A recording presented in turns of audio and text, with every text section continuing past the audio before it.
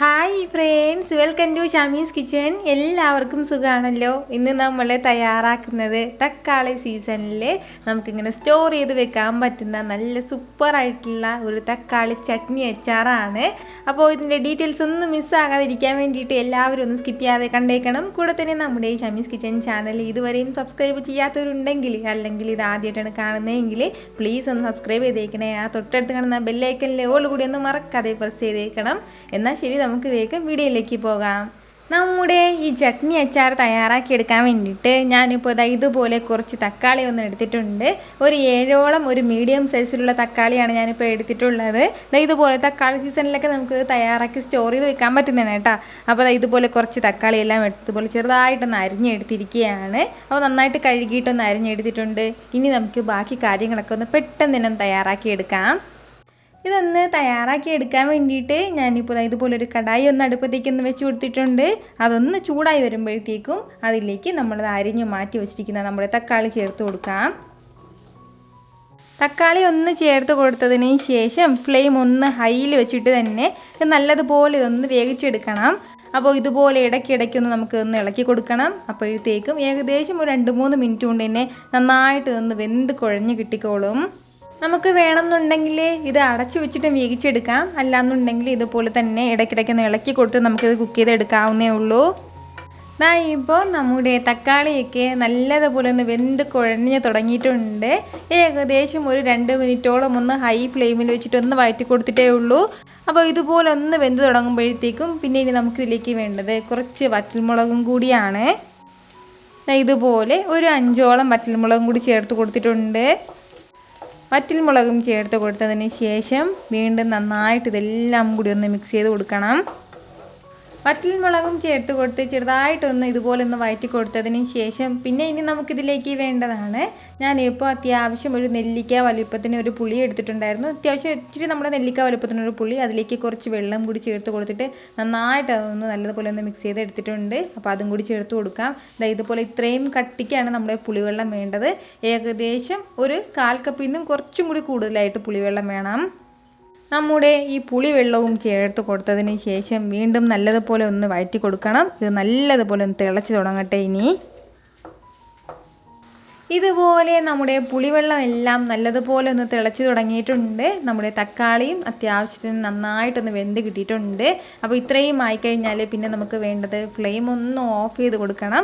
Flame ഒന്ന് of ചെയ്തതിന് ശേഷം ഇതിപ്പോൾ നല്ല തിളയ്ക്കുന്ന ചൂടല്ലേ, അപ്പോൾ ഈ ചൂടൊന്ന് ചെറുതായിട്ടൊന്ന് മാറിയതിന് ശേഷം മിക്സിയുടെ ജാറിലേക്കൊന്ന് മാറ്റിയിട്ട് നല്ലതുപോലെ നല്ല സ്മൂത്തായിട്ട് നമുക്കൊന്ന് അരച്ചെടുക്കാം.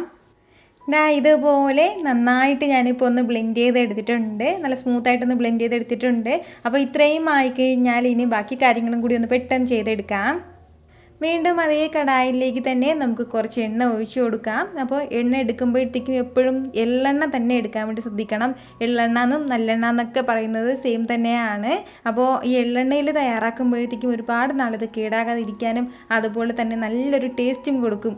ഇനിയിപ്പോൾ ഈ എണ്ണ ഇല്ലയെന്നുണ്ടെങ്കിൽ മാത്രം നമുക്ക് വേറെ എണ്ണയും യൂസ് ചെയ്യാവുന്നേ ഉള്ളൂ.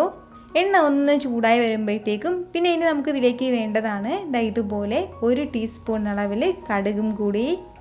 കടുക് ഒന്ന് പൊട്ടി തുടങ്ങുമ്പോഴത്തേക്കും പിന്നെ ഇനി നമുക്കിതിലേക്ക് വേണ്ടതാണ് ഇതുപോലെ ഒരു 1/2 ടീസ്പൂൺ അളവിൽ മുഴുവൻ ഉലുവയും കൂടി അതും ചേർക്കാം.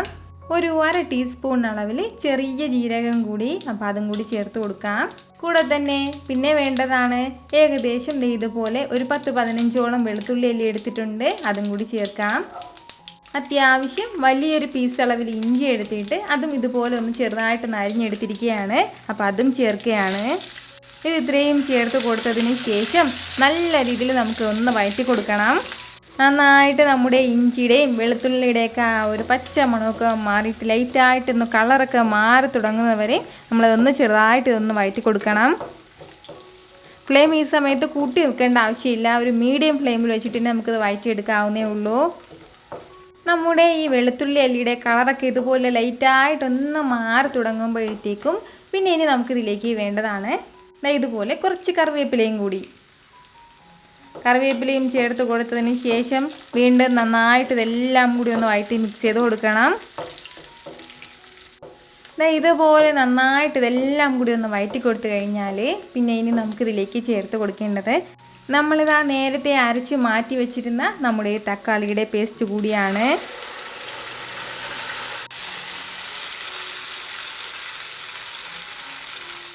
കൂടെ തന്നെ ഒരല്പം വെള്ളം കൂടി ചേർത്ത് മിക്സ് ചെയ്ത് കൊടുത്തിട്ട് അതും കൂടി ചേർക്കാം.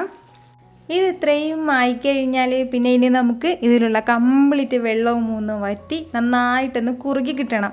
ആ ഒരു രീതി വരെ നമ്മൾ നല്ലതുപോലെ ഒന്ന് മിക്സ് ചെയ്ത് ഇടയ്ക്കിടയ്ക്കൊന്ന് വഴറ്റി കൊടുത്തുകൊണ്ടേ ഇരിക്കണം. ഇതിങ്ങനെ ചിലപ്പോൾ ഇങ്ങനെ തെറിക്കും. അപ്പോൾ വെള്ളം വറ്റി തുടങ്ങുമ്പോഴത്തേക്ക് ഇതിങ്ങനെ തെറിച്ചു തുടങ്ങും. ആ സമയത്ത് നമുക്കൊന്ന് അടച്ച് വെച്ചിട്ടൊന്ന് വേവിച്ചെടുക്കാവുന്നേ ഉള്ളൂ.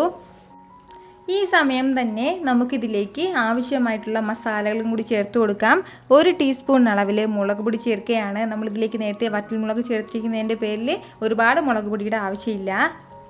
അതുപോലെ തന്നെ ഒരു 3/4 ടീസ്പൂൺ അളവിൽ മഞ്ഞൾപ്പൊടിയും കൂടി നമുക്ക് ആവശ്യമായിട്ടുണ്ട്. മഞ്ഞൾപ്പൊടി കൂടുതൽ ചേർക്കുന്നതിനനുസരിച്ചിട്ട് അത് കൂടുതൽ നാൾ കേടാകാതെ ഇരിക്കും കേട്ടോ.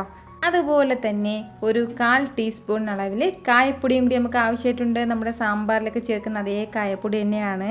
നമ്മൾ ഇതുവരെയും ഇതിലേക്ക് ഉപ്പൊന്നും ചേർത്ത് കൊടുത്തിട്ടില്ലായിരുന്നു. അപ്പോൾ ആവശ്യത്തിനുള്ള ഉപ്പും കൂടി ചേർത്ത് കൊടുക്കാം. ഉപ്പ് കുറവാണെന്നുണ്ടെങ്കിൽ പിന്നീട് ചേർക്കാവുന്നേ ഉള്ളൂ.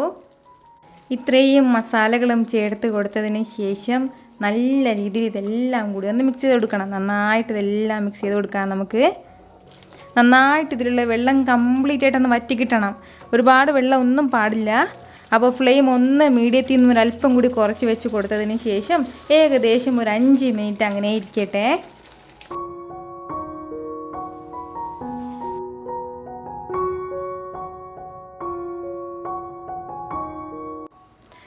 ഇതിപ്പോൾ ഏകദേശം ഒരു 5 മിനിറ്റോളം ആയിട്ടുണ്ട്. ഇടയ്ക്കിടയ്ക്ക് ഞാനിതൊന്ന് ഇളക്കി കൊടുത്തിട്ടുണ്ടായിരുന്നു. നന്നായിട്ട് ആ എണ്ണയൊക്കെ ഒന്ന് തെളിഞ്ഞ് വന്നിട്ടുണ്ട്. ഈ ഒരു രീതിക്ക് വേണം നമുക്ക് നല്ലതുപോലെ ഒന്ന് വറ്റി കിട്ടാനായിട്ട്. അപ്പോൾ അത് അടുക്കി പിടിക്കാനായിട്ട് ഇടയ്ക്കിടയ്ക്ക് ഒന്ന് ഇളക്കി കൊടുക്കണം കേട്ടോ. ഇതിലേക്ക് നമുക്ക് ഏകദേശം ഇതുപോലെ ഒരു 1-2 ടീസ്പൂൺ അളവിൽ എണ്ണയും കൂടി ഒന്ന് പുറത്തേക്ക് ഒന്ന് ചുറ്റിച്ചു കൊടുക്കണം. അതിനുശേഷം പിന്നെ ഇനി നമുക്കിതിലേക്ക് വേണ്ടതാണ് ഇതുപോലെ അത്യാവശ്യം ഒരു 2 ടേബിൾ സ്പൂണോളം ശർക്കരയും കൂടി. നമ്മൾ ഈ ശർക്കര ചേർക്കുമ്പോഴത്തേക്കും ഈ പുളിവും എരിവും ഒക്കെ നല്ലതുപോലെ ബാലൻസ് ആകും. വളരെ കുറച്ച് മാത്രം ചേർത്ത് കൊടുത്താൽ മതിയാവും. ഇനി നമുക്ക് ഇതെല്ലാം കൂടി ചേർത്ത് കൊടുത്തിട്ട് നന്നായിട്ടൊന്ന് മിക്സ് ചെയ്ത് കൊടുക്കണം. അതിനുശേഷം നല്ലതുപോലെ തണുത്തിട്ട് ഒരു ഗ്ലാസ് ബോട്ടിലോ ചെറിയൊരു ഭരണിയിലേക്ക് ആക്കിയിട്ട് നമുക്കിത് ഫ്രിഡ്ജിൽ സൂക്ഷിക്കാവുന്നതാണ്. നമ്മൾ ഫ്രിഡ്ജിൽ വെക്കാൻ മാത്രമാണ് ഈ ഒരു രീതിയിൽ തയ്യാറാക്കി എടുക്കുന്നത്. നമ്മൾ പുറത്ത് സൂക്ഷിക്കാനാണെന്നുണ്ടെങ്കിൽ ഒരു 3-4 ടേബിൾ സ്പൂൺ അളവിൽ വിനാഗിരിയും കൂടി ചേർത്ത് കൊടുത്തതിന് ശേഷം പിന്നീട് നമുക്കിത് പുറത്തും സൂക്ഷിക്കാവുന്നതേ ഉള്ളൂ. നമുക്ക് ദോശയുടെയും ഇഡ്ലിയുടെയും കൂടെയൊക്കെ ചട്നി ആയിട്ടൊക്കെ വേണമെന്നുണ്ടെങ്കിൽ അങ്ങനെ നമുക്ക് എടുക്കാം.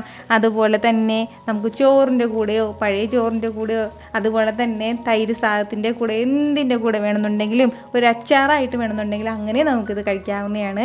അപ്പോൾ രണ്ടിൻ്റെ ഇടയ്ക്കുള്ള ഒരു ടേസ്റ്റിലാണ് കേട്ടോ നമുക്കിത് കിട്ടുന്നത്. ഉറപ്പായിട്ടും ഈ തക്കാളി സീസണിൽ എല്ലാവരും ഇതുപോലെ തക്കാളിയൊക്കെ വാങ്ങി ഒന്ന് ട്രൈ ചെയ്ത് നോക്കിയതിന് ശേഷം വീട്ടിലെല്ലാവർക്കും ഒന്ന് സെർവ് ചെയ്ത് കൊടുത്തിട്ട് നിങ്ങളുടെ ഫീഡ്ബാക്ക് എനിക്ക് മറക്കാതെ ഒന്ന് അറിയിക്കണം. കാരണം നിങ്ങളുടെ ഫീഡ്ബാക്ക് കാണുമ്പോഴായിരിക്കും അത് മറ്റുള്ളവർക്കും തയ്യാറാക്കി നോക്കണം എന്നുള്ളൊരു പ്രചോദനം ഉണ്ടാവുന്നത്. അപ്പോൾ ഈ വീഡിയോ ഇഷ്ടമായാൽ എല്ലാവരും ഒന്ന് ലൈക്ക് ചെയ്യാനും കൂടെ തന്നെ നിങ്ങളുടെ ഫ്രണ്ട്സിനും ഫാമിലിക്കും എല്ലാവർക്കും ഒന്ന് ഷെയർ ചെയ്ത് കൊടുക്കാനും മറക്കരുത്.